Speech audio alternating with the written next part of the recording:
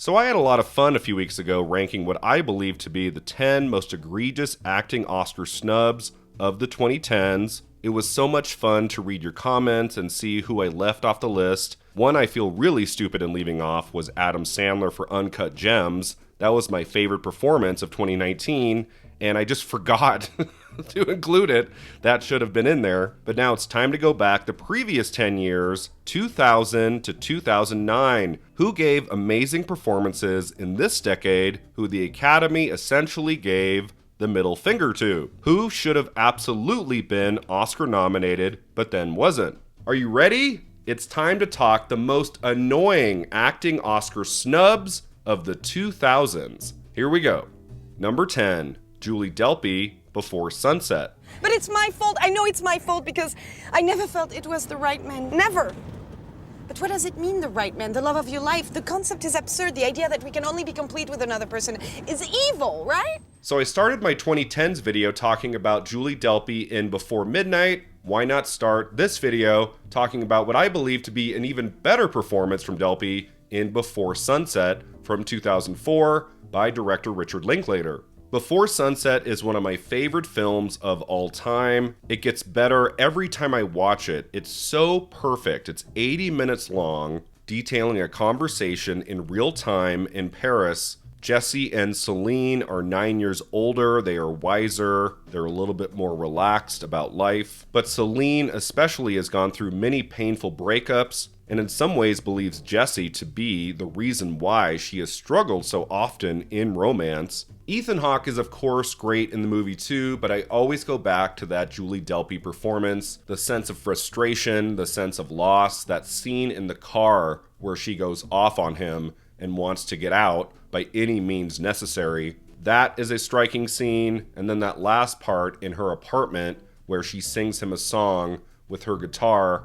Oh my God, that just gets me every time. You can see how much this day has meant to her, but she doesn't always show her emotions. She keeps it held back. I love Julie Delpy as an actress. I'm so happy that she and Ethan Hawke and Richard Linklater got to be Oscar nominated for Before Sunset in the Best Adapted Screenplay category. They did get recognized for something, and it's tough because the best actors lineup that year is stacked. Like, I don't even know who I would take out. But almost 20 years since the release of this most special film, I do believe Julie Delpy should have been recognized not only for her writing, but also for her acting.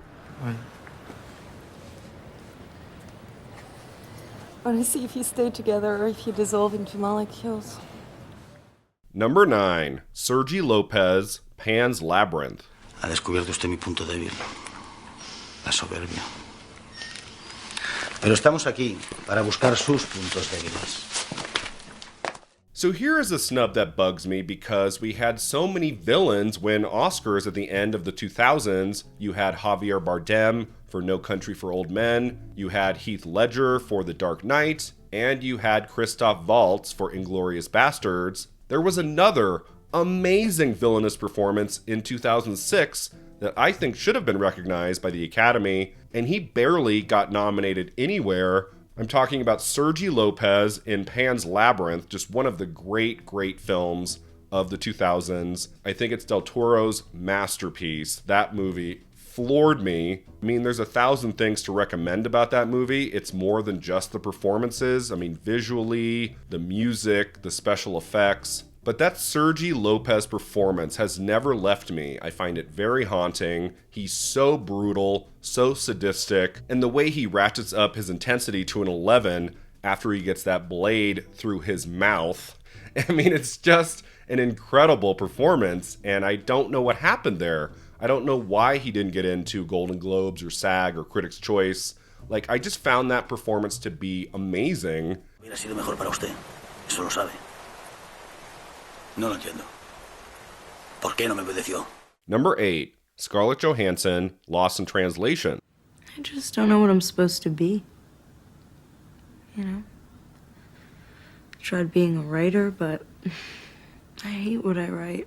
I was so happy to see Scarlett Johansson finally get a couple of Oscar nominations in 2020 for Jojo Rabbit and Marriage Story, but she deserved her first Oscar nomination many years before that for Lost in Translation, Bill Murray was my choice to win Best Actor over Sean Penn, and it was really weird to me how Bill Murray and Sofia Coppola never seemed to thank Scarlett Johansson in all of their speeches that award season. Like, she is a big reason that movie works as well as it does. She got 2 nominations at the Golden Globes, one for Lost in Translation and one for The Girl with the Pearl Earring. That also came out in 2003. So I wonder if she canceled herself out, if it wasn't super clear if she was lead actress or supporting actress for Lost in Translation, if her team was going after a lead actress nomination for The Girl with the Pearl Earring. I don't know exactly how that all shook out, but what ended up happening was that she won Best Lead Actress at the BAFTA Awards for Lost in Translation,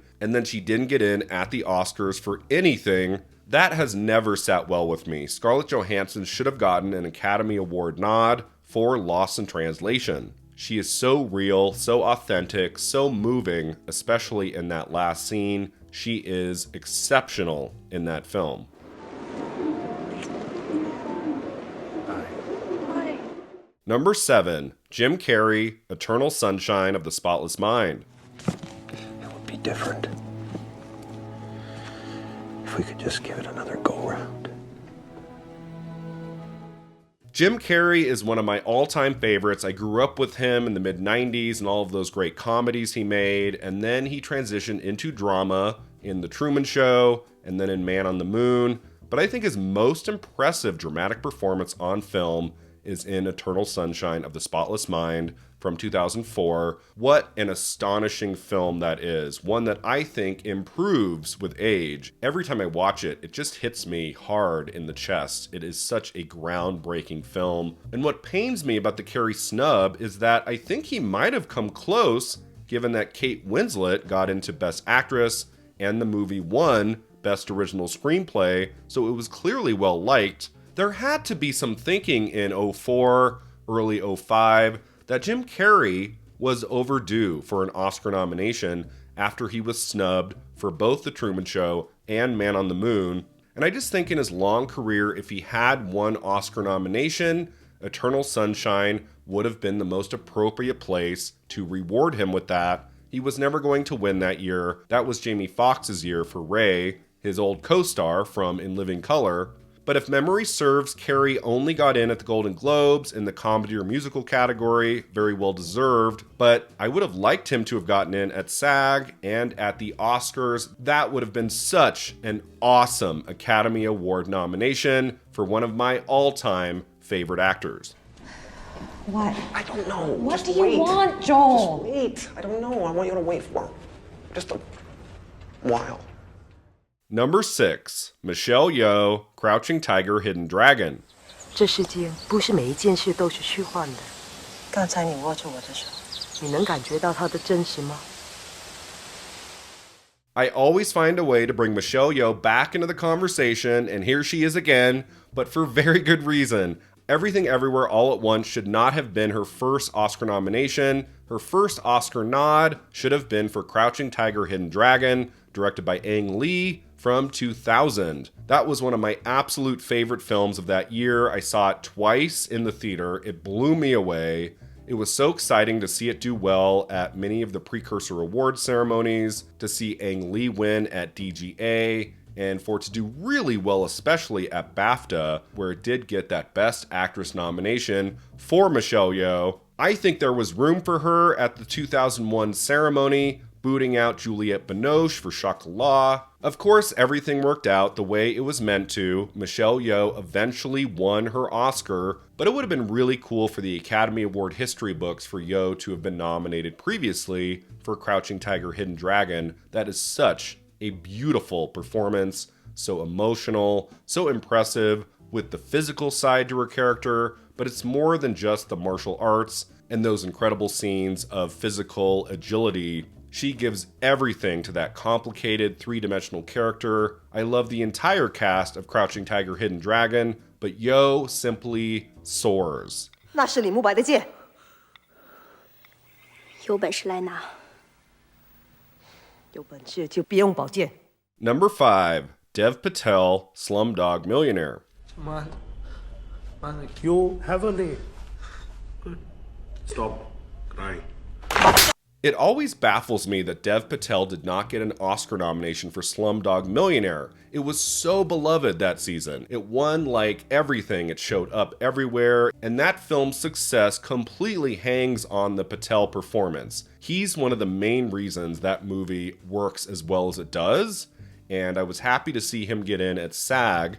I believe he was nominated in the supporting actor category. Again, kind of with Scarlett Johansson, Lost in Translation. I think part of the problem for Patel might have been, is he lead actor or is he supporting actor? Because I think the appropriate place to put him was lead actor. He's in a lot of that movie, but the category he had a better chance of getting into was supporting actor. So there might have been some category confusion from voters. That might be what happened. I was happy to see him finally recognized with an Oscar nomination for Lion, close to a decade later, and he has been putting in one great performance after another. I hope we can say in the years to come, Academy Award winner Dev Patel, but going back to 2008 to his charismatic, astonishing breakthrough performance in Slumdog Millionaire, I think he should have gotten an Oscar nomination for that one. Final question for 20 million rupees, and he's smiling. I guess you know the answer. Do you believe it? I don't. Number 4, Guy Pierce, Memento. You don't have a clue, you freak. Beg my wife's forgiveness before I blow your brains out. Here's another one that makes me scratch my head, and it's not because this movie is very confusing, or at least it was that first time around. I remember being in high school and hearing all of these amazing things about Memento. You have to go see Memento. And I finally got a chance to check it out, and I knew I loved this movie, and I knew I was totally bewildered out of my mind, like, what did I just watch? Something else I knew after that first screening was how impressed I was by the lead performance by Guy Pierce. Here's an actor who has been excellent in, 20, 30 years of great projects, and he's never been Oscar nominated. I don't really know what happened there. I think Memento might have just been too small of a movie. Christopher Nolan was not Christopher Nolan yet. And while the film did well for an indie, it did come out at the very beginning of 2001. And by the end of the year, we had so many more kind of Oscar-baity movies to work our way through. I don't revisit Memento as often as some of the other movies I've talked about in this video, but when I do, I am always really taken with that Guy Pierce performance. That would have been an all-timer Oscar nod for Best Actor. Anyway, maybe I'll take a photograph to remind myself. Get another freaky tattoo. Number 3, Paul Giamatti, Sideways. Shut up, shut up, shut up! Jesus Christ, man, what the hell is wrong with you? Please, just shut up! Okay, now we're getting serious. Now we're getting to the top 3 performances of the 2000s that gets me really, really pissed off when I remember that they didn't get Oscar nominations. I think the very best male performance of the decade that did not get into the Oscars is Paul Giamatti for Sideways, directed by Alexander Payne. I remember how celebratory it was when Paul Giamatti won Best Actor at the Film Independent Spirit Awards, because he got that. He got something. He got a really great televised award at the end there. But like, that movie just slaps to this day. What a great story. It got me into wine, actually, when I was in college. Like, that was the movie that introduced me to wine and like becoming interested in the different varietals and things.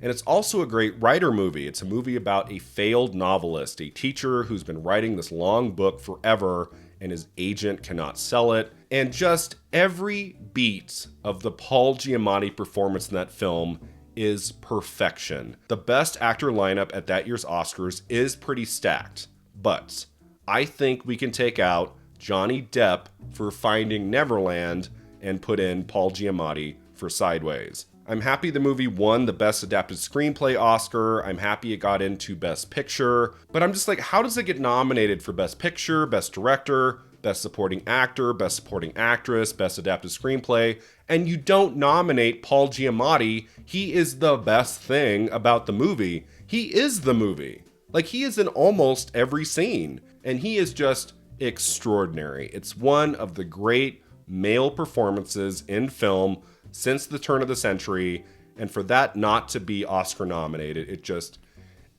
drives me crazy, honestly. Paul Giamatti for Sideways, easily one of the most egregious Oscar snubs of the last 20 years. How's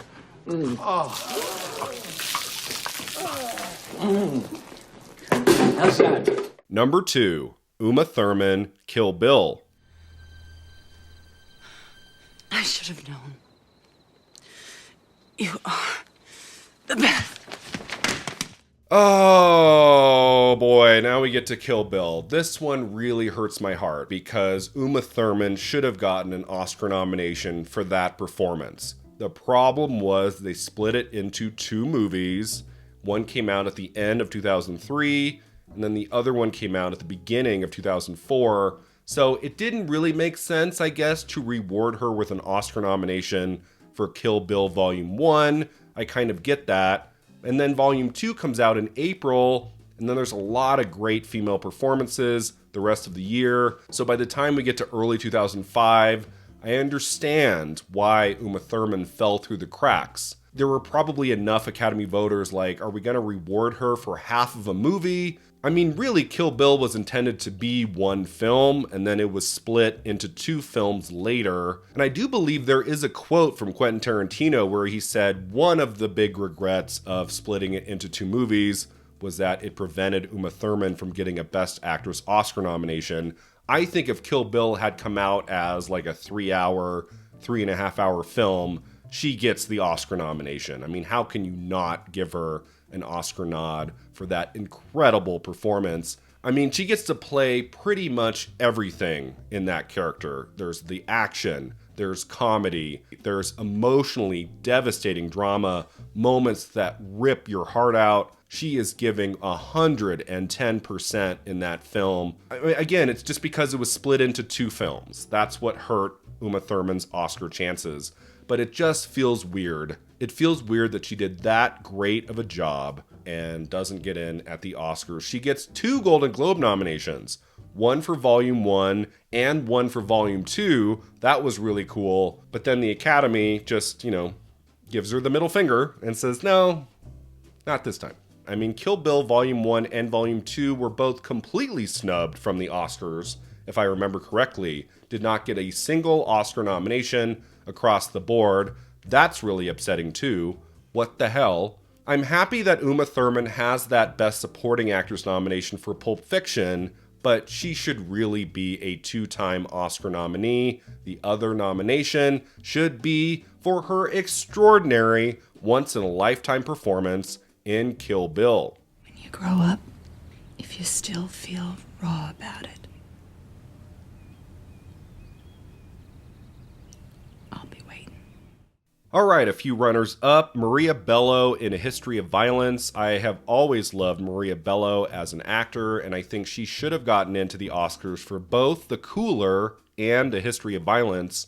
I believe she got Golden Globe nominations for both of those films. I especially love her work in A History of Violence. William Hurt got that surprise Oscar nomination for Best Supporting Actor. Maria Bello also should have gotten in for David Cronenberg's film, my favorite of 2005, Hugh Grant, About a Boy. I do think Grant should be an Oscar nominee for something by now. I believe he got close for Florence Foster Jenkins, and he was probably in the running for 4 Weddings and a Funeral. He won the Golden Globe for that. But my favorite Hugh Grant performance is in About a Boy, my favorite film of 2002. He is so wonderful in that movie. It's everything you want in a great Hugh Grant performance. He can be cold and cynical, but he also has a warm side to him that he opens up to in the last act of the movie. It's just a great piece of acting. Julianne Moore, A Single Man. She doesn't have a lot of screen time in that movie, but she makes the most of every minute,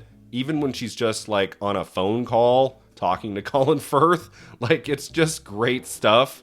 And they have that one pivotal scene where they're like rolling around on the carpet together, and you learn a lot about both characters. She should have been nominated for The Kids Are All Right a year later. I mean, Julianne Moore should really have like 7 or 8 nominations. I believe she just has 5. We'll see what happens with May, December coming up here, but one of her nominations should have been in Best Supporting Actress for A Single Man. Emile Hirsch, Into the Wild, that was my favorite film of 2007, the year I graduated from college. I was a little bit lost in the fall of 07, and I saw that movie at just the right time. It really spoke to me, and Emile Hirsch, I think that's his best work on film. I believe he got in at SAG, but then the movie underperformed at the Oscars. Hal Holbrook got a much-deserved Best Supporting Actor nomination, but Emile Hirsch was left out of Best Actor. It's always difficult for someone who's young to get into Best Actor, and I just think that's what happened there with Emile Hirsch,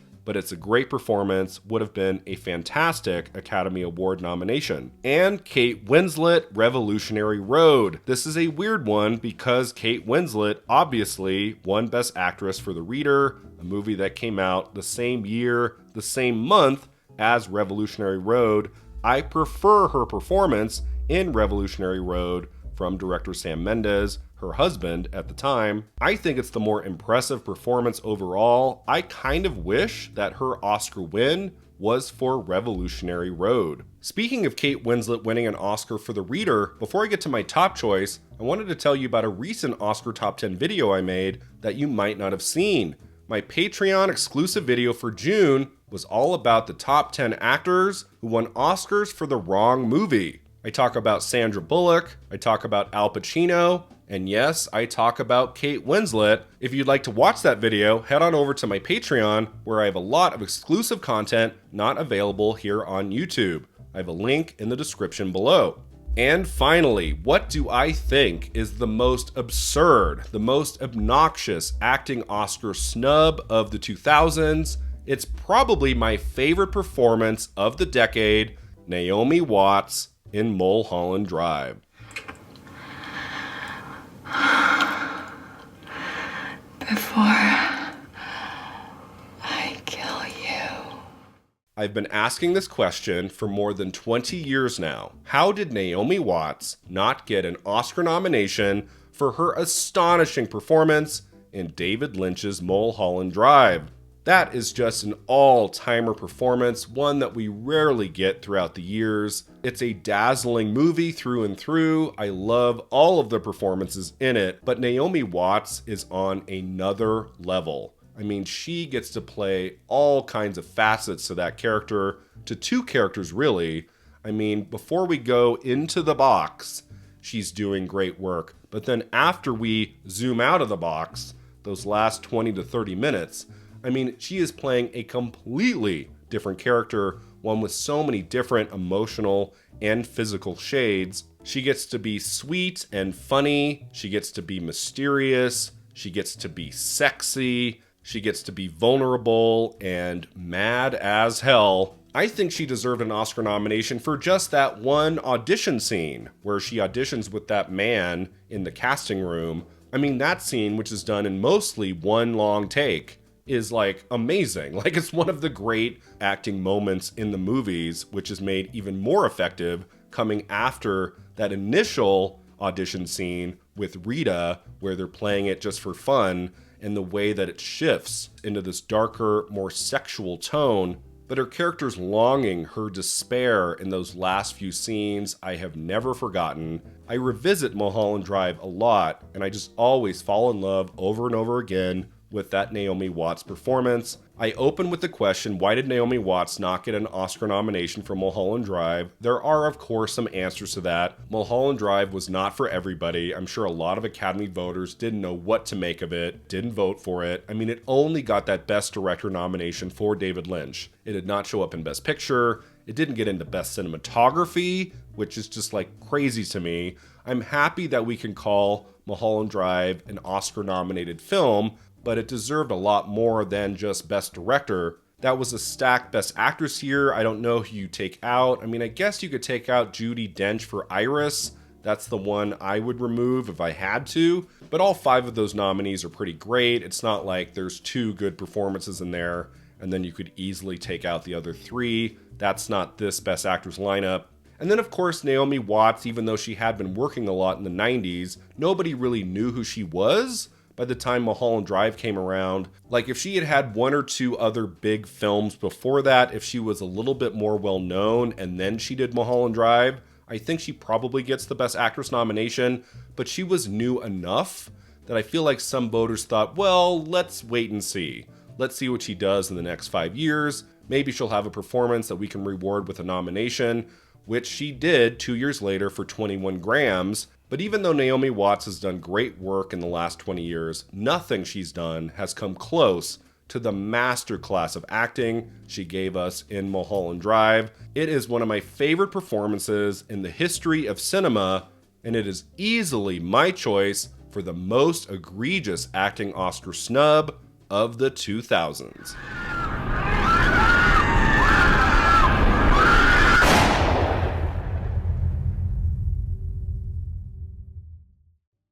Thanks so much for watching. If you enjoyed this video, don't forget to like and subscribe. And let me know in the comments below, what are some performances from films of the 2000s you think should have gotten Oscar nominations, but didn't?